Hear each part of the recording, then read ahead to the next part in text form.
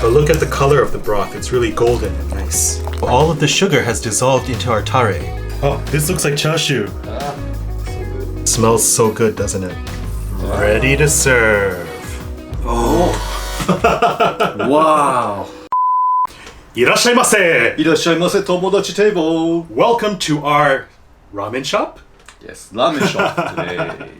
So we watched Nigella's husky ramen yesterday. And she actually used a lot of ingredients that I think would work really well in a nice bowl of ramen. So if you want to see more cooking experiments like this, feel free to give our channel a like and subscribe. Let's start Nigella ramen cooking. Yes, let's make a husky ramen. Oh, Nigella, we're gonna make dashi. So will it be a dashing dashi? But not unspecific dashi. So it's specifically Niboshi dashi. Yes. So Niboshi is, I think, sardine and anchovy, sort of a fish-based broth, right? Yeah. Let's turn the heat on to a very low heat. So in go our shiitake mushrooms. This ingredient is very important. Just for umami.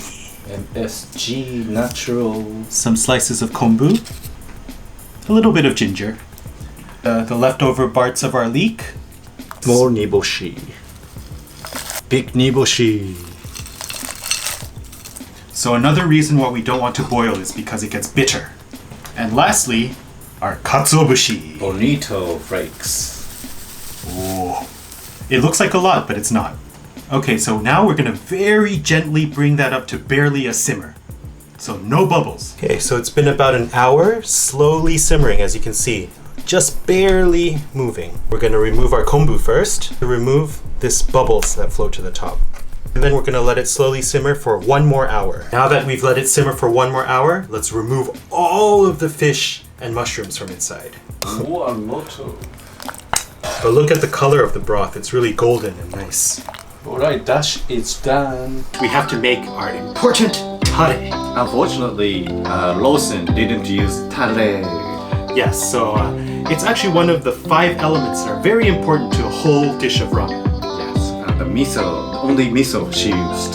So you can make miso tare, but today our tare is soy tare. So this is the most important flavor to give that saltiness to the broth, right? Before the soup, we're gonna create it needs. And we're also going to marinate our eggs in this, so it's going to be multi-purpose. So let's turn the heat on to a gentle heat. Usukuchi soy sauce. So light soy sauce. The thick soy sauce. Koikuchi.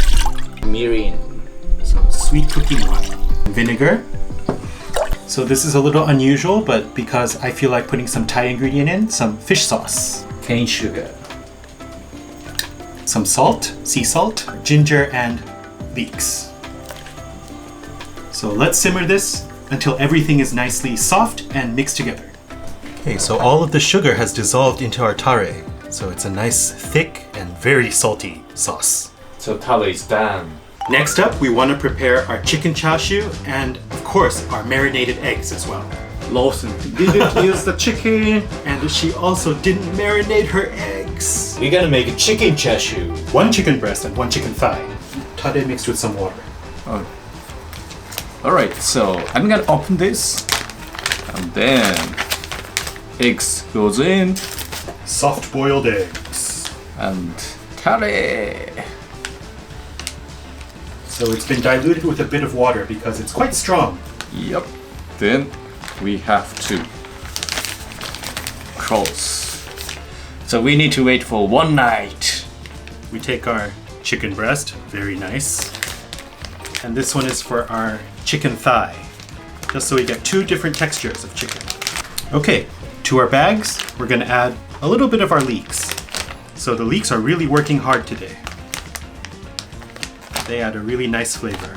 A couple of ginger slices. To each bag, we're gonna add a tablespoon or 2 of our light soy sauce. So 1, 2. 1, 2. Of course, our mirin for just a little bit of sweetness. And like with our eggs, we want to get as much air out of this as possible. Okay, so our 2 bags of chicken go into our rice cooker. We can use our little plate as a weight on top. Okay, we're going to add our hot water.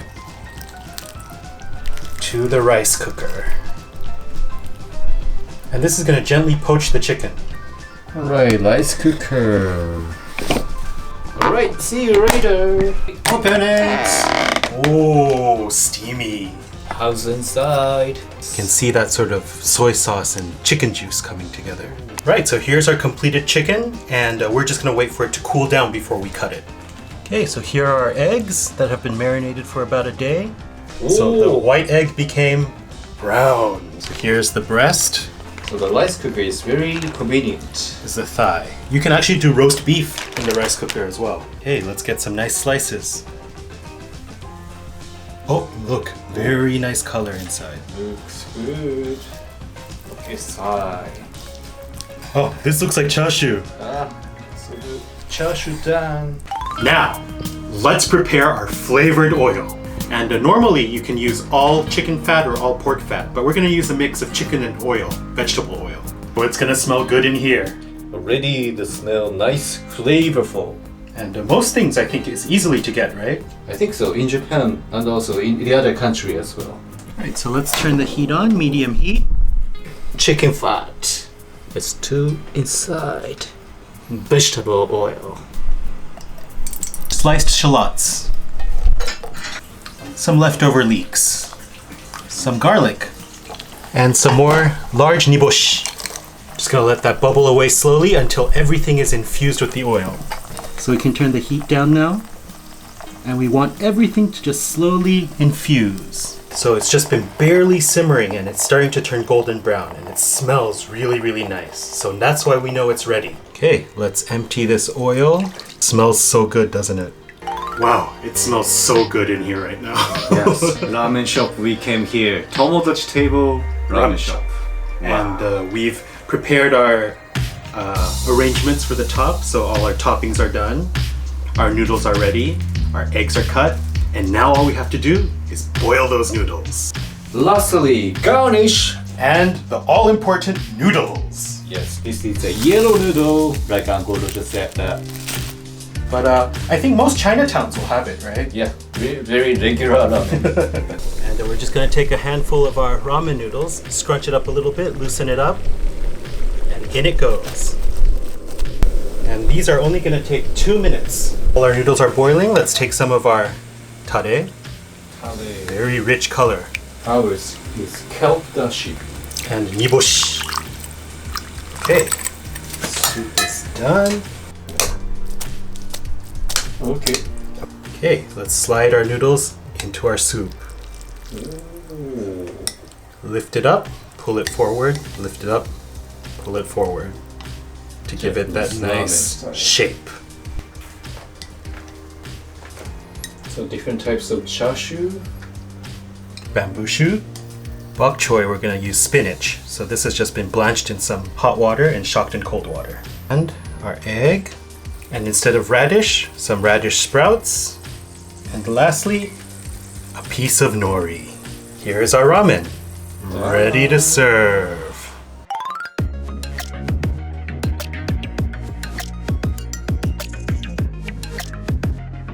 So we're finally done with our Niboshi Ramen. Yeah, one day it's necessary to take.